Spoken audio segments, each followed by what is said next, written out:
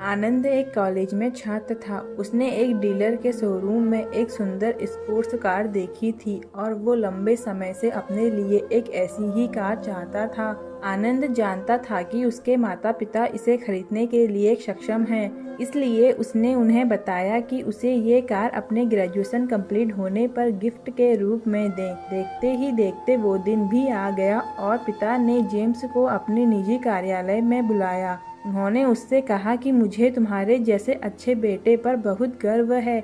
उन्होंने उसे बताया कि वह उससे कितना प्यार करता है और उसे एक प्यारा रैपर से लिपटा हुआ उपहार दिया। आनंद उस छोटे से गिफ्ट के डिब्बे को देख निराशा महसूस करने लगा, लेकिन वह जानने के लिए उत्सुक था कि ऐसा क्या था उस बॉक्स में। इसलिए उसने बॉक्स तुरंत खोला और उसमें एक लाल कपड़े में लिपटी भगवत गीता देखी। आप इतने अमीर हैं, आप मुझे केवल एक गीता दे रहे हैं। काफी गुस्से से अपने पिता पर वो चिल्लाया और अपनी नाराजगी और गुस्से के वश में न आव देखा न ताव तुरंत घर छोड़ दिया। काफी साल बीत गए। आनंद अब एक सफल व्यवसायी बन गया था। वह अपने जीवन में खुश था। उसकी शादी हो चुकी थी और उसके 2 बच्चे थे। उनका परिवार एक सुंदर घर में रहता था, लेकिन उसके पिता के साथ टूटे रिश्तों के कारण उसकी आत्मा अभी भी आहत थी।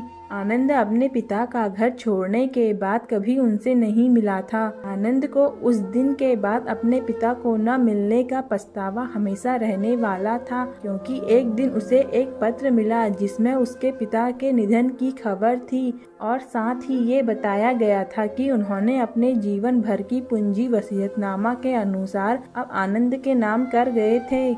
अपने पिता की सारी संपत्ति विरासत में मिली तब आनंद अपने पिता के घर पहुंचा और कुछ महत्वपूर्ण कागज की तलाश करने लगा और गलती से उसे वही भगवत गीता का उपहार लिपटा हुआ मिला, जिसे देख उसे फिर से उसी उदासी का एहसास हुआ। उस गीता को उसने अच्छे से देखा तो उस पर अपने पिता की हैंडराइटिंग में कुछ लिखा पाया। उस पर लिखा था, मैं खुद को बेचकर भी हर सपना पूरा करूँगा तेरा, बस तू सपने जरा बड़े देखना। ये बोल रहा बाप नहीं, जिंदगी का सबसे पहला दोस्त तेरा। ये कविता पढ़ी ही थी कि अचानक उस किताब से एक चाबी गिरी, जिसके ऊपर लगे टैग पर उसके ग्रेजुएट होने की तारीख के साथ कांग्रेचुलेशन और आई लव यू लिखा हुआ था। आनंद के सर के ऊपर से उसके पिता का साया तो पहले ही उठ चुका था और आज उसकी जिंदगी की सबसे बड़ी गलती के बारे में जानकर उसके पैरों के नीचे से जमीन भी खिसक गई। इस दिन आनंद की आंखें और रूह दोनों पछतावे के आंसू रोई।